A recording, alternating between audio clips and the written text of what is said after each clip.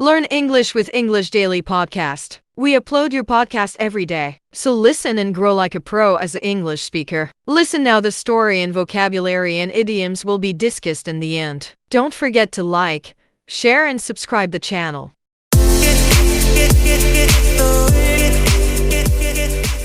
Hello everyone and welcome back to English Pod. We have an upper intermediate lesson for you today. My name is Marco. And my name is Catherine. So today we're talking about something that everyone who's ever lived away from home has felt before. Right, and that's the word we're going to preview today. The word is homesick. All right, so let's take a look at that in today's language preview. Vocabulary preview. All right, so homesick. If you feel homesick or you are homesick. Well, yeah, you could say, I'm homesick right now, or are you feeling homesick? So it's a word that means I miss my home, I miss my family, I'm far away, or I haven't seen my family in a long time, and for some reason you just feel sad. Okay, so it's a feeling. You feel a little bit depressed, you feel sad because you're homesick. Right. Okay, so this is what's happening today in our dialogue, so let's listen to it for the first time.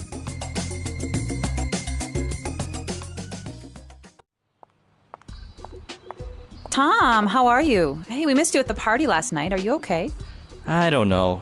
I didn't really feel like going out. I guess I'm feeling a little homesick. Come on. We've been through this already. Look, I know the adjustment was hard when you first got here, but we agreed that you were going to try and deal with it. I was. It's just that the holidays are coming up and I won't be able to go home because I can't afford the airfare. I'm just longing for some of the comforts of home, like my mom's cooking and being around my family. Yeah, it can get pretty lonely over the holidays. When I first got here, I'd get depressed and nostalgic for anything that reminded me of home. I almost let it get to me, but then I started going out, keeping myself busy, and before I knew it, I was used to it.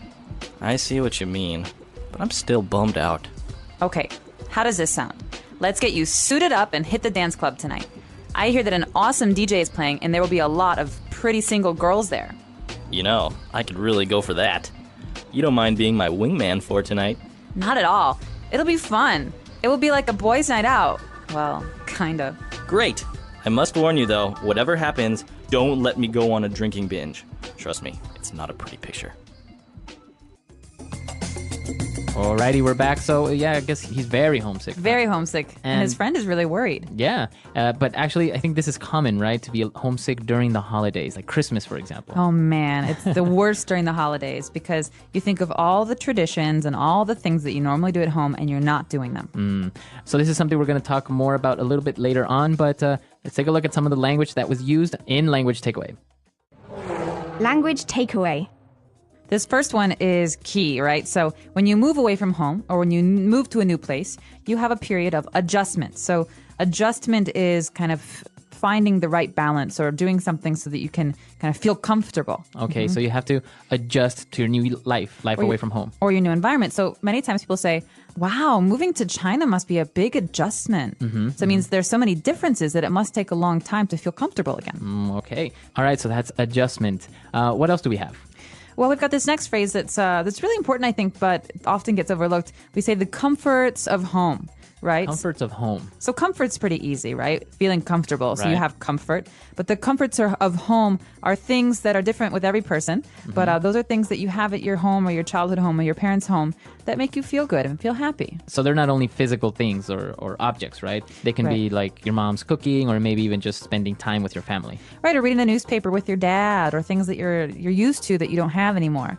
And so those are the comforts of home. I could say, Marco, do you miss the comforts of home in Ecuador? I mean, do you have anything that's yeah. really... Of course.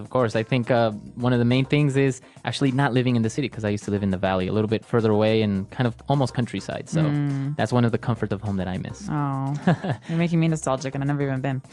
All right, well, this is our next word, actually. Right? Nostalgic. Nostalgic. It's a feeling. I'm feeling nostalgic, or he's just really nostalgic.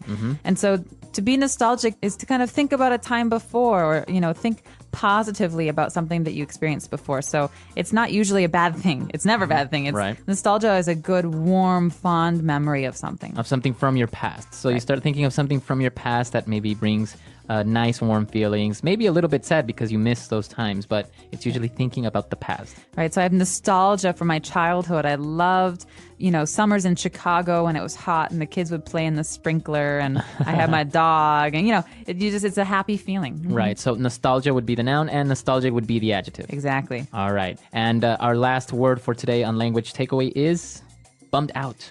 Bummed out. Okay. I'm bummed out. We've got another feeling here, so we're all full of feelings today. Bummed out is a sad feeling. So to be bummed is kind of slang, and it means to be sad. Okay, or disappointed. Disappointed. So you come into the office, Marco, and you look a little tired, and say, "Are you okay? Are you bummed out about something?" I can say, yeah, I lost my wallet last night, so I'm really bummed out. Oh. Or something like that. So yeah, you feel bummed out when something bad or sad happens Right. to you. All right, so why don't we move on now to a couple of different phrases on Fluency Builder. Fluency builder. All right, this first one is something that you often say to old friends or family. You know, when you're friends with someone, they go through periods of happiness and sadness. And so when someone's going through a down period again, you say, oh, we've been through this already. We've been through this already. Or, you know, when you're giving someone advice and they never take your advice, you say, listen, we've been through this already. You should know by now that and then, you know, whatever the advice So is. this has happened before, or we have experienced this before, or we already solved this problem or situation. Right. You could imagine two bank robbers who are going over their plan for the 10th time, and then the one says to the other, hey, we've been through this already. You should know the plan by now. Exactly. All right, so we've been through this already. They were talking about the adjustments and everything. And then what other phrase did they use? Well, the next couple of phrases have to do with the friend's suggestions, because she has a lot of ideas to cheer her friend up, the depressed one. And the first thing she says is, hey, let's hit the dance club. Okay, let's hit the dance club, or let's hit the dance floor tonight. All right, so hit in this case doesn't mean like hit. Right. Doesn't mean you're punching someone. It means to go to or to do. All right, so we can say, let's go to the dance club tonight. Let's hit the dance club. Exactly. It doesn't have to be a dance club, but let's hit that concert tonight. Yeah, I really Or- want to go there. Okay, so you can hit pretty much any place, right? Exactly. And this is a very kind of spoken language, so you wouldn't say this in your essays, but it's a good way to talk about plans with friends. All right. And our next word actually is kind of interesting because it's very colloquial, and it's a wingman. I can be your Okay. wingman tonight. So wingman, you have to think about wing meaning side, not like a bird's wing. So a wing means side, and a wingman is a guy who will go with you to a bar or a club to kind of help you find a date or a girl or someone to talk to. Okay, so this person, this wingman, usually keeps you company and helps you decide maybe what girl to talk to, or maybe even introduces you to someone Right. at a club or at a restaurant or bar or whatever. And, you know, the key is that people don't like to go alone to bars, right? Because you feel sad and then you look weird because you're all alone. And Right. the same is true for girls. And so if a guy wants to go to a bar and he sees two girls, well, he has to have a friend to talk to the other girl. Right. So a wingman also helps in that sense. He helps balance things. All right, so there's a whole science behind the wingman. Yeah, I'm sure if you look it up on Wikipedia, you'll find 10 pages of information. All right, so since they are going out tonight, they said it could be boys' night out. Okay, so this is another phrase you hear all the time, especially among young people. Boys' night out and girls' night out. And so, you know, sometimes you spend a lot of time with your husband or your wife or your boyfriend or your girlfriend, and you just want to have some time with your friends. Right. And so you call this girls' night. For me, girls' night out, you just go out, you do girl things. Guys' night out, you do other things. Okay. And so in So this it's case, girls only or guys only. Boys' night out is only guys. exactly. And that's why this is funny, because it's the girl who says, hey, let's have boys' night out. And she's Right. not really a boy. All right, great. And, well, he agreed to go out and everything, but he warned her about him going on a drinking binge. Okay, now this is important. A lot of people who are depressed or sad, when they drink a lot. And so binge means to do something in excess, to do it too much. Okay, so a drinking binge would be drinking alcohol in excess, too much. Too much, so getting drunk right away. Okay. And it's not healthy, and we do not condone it. No. Right, exactly. Very good. So some very interesting phrases in this dialogue today. I think we should listen to it one more time, and we'll be right back.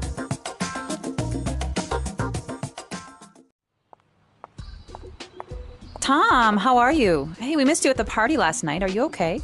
I don't know. I didn't really feel like going out. I guess I'm feeling a little homesick. Come on. We've been through this already. Look, I know the adjustment was hard when you first got here, but we agreed that you were going to try and deal with it. I was. It's just that the holidays are coming up and I won't be able to go home because I can't afford the airfare. I'm just longing for some of the comforts of home, like my mom's cooking and being around my family. Yeah, it can get pretty lonely over the holidays. When I first got here, I'd get depressed and nostalgic for anything that reminded me of home. I almost let it get to me, but then I started going out, keeping myself busy, and before I knew it, I was used to it. I see what you mean, but I'm still bummed out. Okay, how does this sound? Let's get you suited up and hit the dance club tonight. I hear that an awesome DJ is playing, and there will be a lot of pretty single girls there. You know, I could really go for that. You don't mind being my wingman for tonight? Not at all. It'll be fun. It will be like a boys' night out. Well, kinda. Great! I must warn you though, whatever happens, don't let me go on a drinking binge. Trust me, it's not a pretty picture.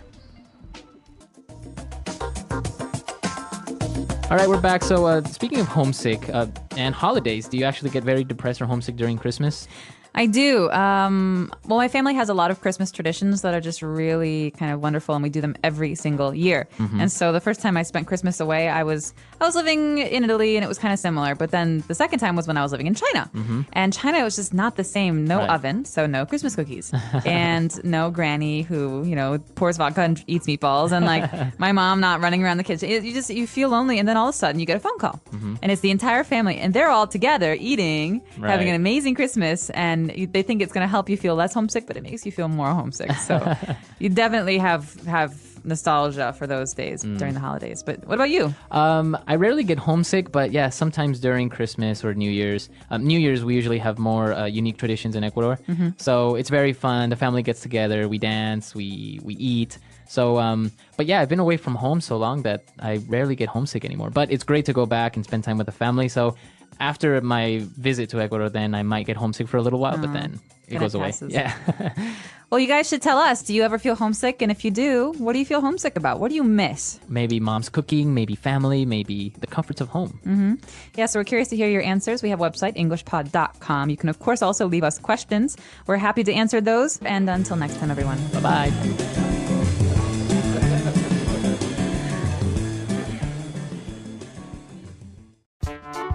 The English Pod Audio Review. Listen to the meaning, then say the vocabulary word. Sad because you're away from home. Homesick. Bear the cost of. Afford. Showing a strong desire for something. Longing for. Homesick. Nostalgic. Disappointed. Bummed out. Let's try that faster. Homesick. Nostalgic. Sad because you're away from home. Homesick. Bear the cost of. Afford. Disappointed. Bummed out. Showing a strong desire for something. Longing for. Now say the word and hear it in a sentence. Homesick. After 6 months living abroad, Ben started feeling homesick. Homesick. The best cure for homesickness is a phone call home. Homesick. I became homesick after looking at our family pictures. Afford. Unfortunately, I can't afford to spend money on entertainment these days. Afford. You can't afford to miss this opportunity. Afford. We were too poor to afford a doctor. Longing for. We are all longing for a peaceful world. Longing for. After 3 months of separation, he longed for his wife. Longing for. I'm longing for the summer to end. Nostalgic. The old friends shared many nostalgic memories. Nostalgic. A wave of nostalgia swept over me after seeing my childhood home again. Nostalgic. She spoke nostalgically about her school days.